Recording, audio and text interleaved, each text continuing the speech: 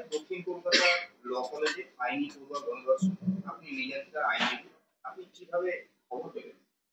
আমি শুধু নির্যাতিতার আইনজীবী নই, আমি নির্যাতিতার শিক্ষক, ব্যক্তিগত শিক্ষক, প্রাইভেট টিউটার। এবং যেদিন সিচুয়েশনটা ক্রিয়েট বা যেদিন সিচুয়েশনটা ও ফেস করেছিল, in that moment of time she called me up and she stated about, or rather narrated about the same thing, এবং বলে যে আমি কি করবো।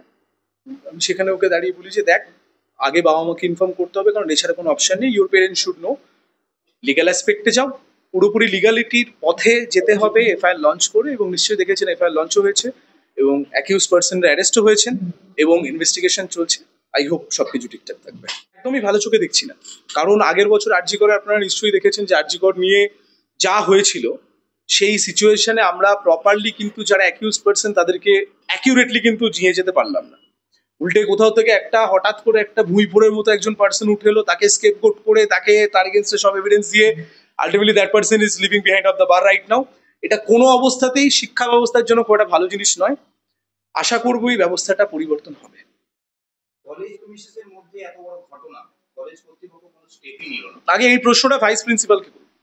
এই যে কোয়েশ্চেনটা আমাকে করলেন, এই কোয়েশ্চেনটা ভাইস প্রিন্সিপালকে করুন যে উনি কি করছিলেন।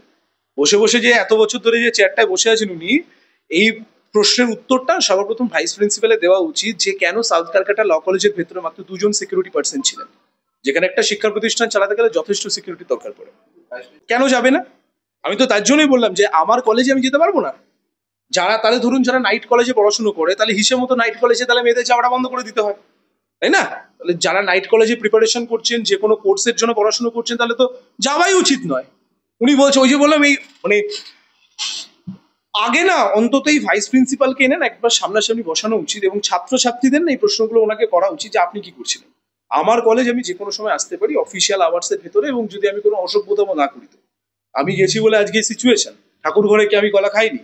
উনি নিজের ব্যর্থতা টাকা মানে পুরোটা ঢেকে দেওয়ার জন্যই আমার ভিক্টিমের উপরে এই ধরনের অ্যালিগেশনটা পুট করছেন। এই সমস্ত কিছু জিনিসপত্রের থেকে গুরুত্বপূর্ণ হচ্ছে ধর্ষণটা ঘটেছে, এবং ধর্ষণটা যে ঘটেছে সেখান থেকে দাঁড়িয়ে সমস্ত রাজনীতির ঊর্ধ্বে গিয়ে আমাদের কিন্তু প্রত্যেকের দরকার ভিকটিমের যাতে সিচুয়েশনটা ঠিক হয় এবং দোষীরা যাতে শাস্তি পায় প্রপারলি।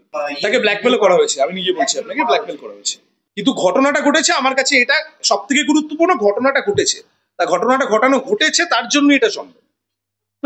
ওনারা কি স্টেটমেন্ট দিয়েছেন আমি এক্স্যাক্টলি জানি না, এটা আমি আপনাদের কাছ থেকে প্রথম শুনতে পাচ্ছি।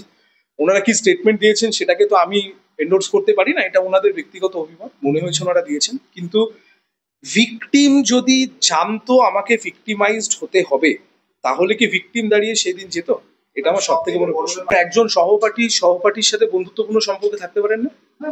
একজন বন্ধু মানে আমার, যদি আমি আমাকে নিয়ে বিচার করার চেষ্টা করি, আমার যারা বন্ধু বান্ধব আছেন, যারা মহিলারাও, তারা কি আমাকে ধর্ষণ করবে? নিশ্চয়ই সেটা নয়।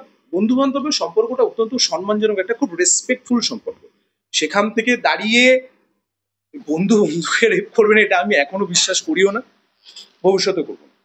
আমার মনে হয় দলীয় যারা শীর্ষস্থানীয় আমাদের নেতৃত্বরা আছেন, একটু রাশ টানাটা খুব দরকার। সেটা বক্তব্য থেকে শুরু করে হোক, কাজ করার ক্ষমতার দিক থেকে হোক, একটু না রাশ টানাটা এবার একটু প্রয়োজন এসছে। যদিও হ্যাঁ, অভিষেক বন্দ্যোপাধ্যায়, মমতা বন্দ্যোপাধ্যায় বারবার বলে এসেছেন যে আমরা কখনোই এমন কোনো কাজকে সমর্থন করি না যেটা সমর্থনযোগ্য নয়। তো সেখানেও যখন এই ঘটনাটা ঘটেছে বা সেখানে যখন এই সিচুয়েশনটা তৈরি হয়েছে, কোথাও না কোথাও কি একটু রাশ টানাটা কিন্তু প্রয়োজনীয়। না, আমার উপরে কারোর তরফ থেকে কোনো চাপ এখন এই মুহূর্তে নেই। যা চাপ, মানে মোটামুটি যা চাপ ছিল টুকটাক কালকে ছিল, নো ডাউট। কিন্তু এই মুহূর্তে সেই চাপের জায়গাটাকে আমি সরিয়েছি এবং চাপের কোনো এই মুহূর্তে কোনো প্রশ্নই নেই। দেখুন, প্রসিডিওরে কত দূর কি হবে এটা আমরা কেউ জানি না। চেষ্টা করতে তো দোষ নেই, চেষ্টাটুকুনি করি। এটা দেখুন, এটা কি অত্যন্ত স্বাভাবিক নয়? আজকে যখন এই ধরনের কোনো হাই প্রোফাইল মামলা আসে আমাদের কাছে, সেখানে কিন্তু লয়ারের জন্য একটা সিকিউরিটি থ্রেট হয়ে যায়, যে আলটিমেটলি মেন লয়ারকে সরিয়ে দিতে পারলেই আলটিমেটলি খেলা ঘুরে গেল। সেখানে absolutely there is a safety concern of mind, but I firmly believe that আমি যদি সতের পথে থাকি, আমি যদি সত্যের পথে থাকি, ঠিক বেরিয়ে যাবো।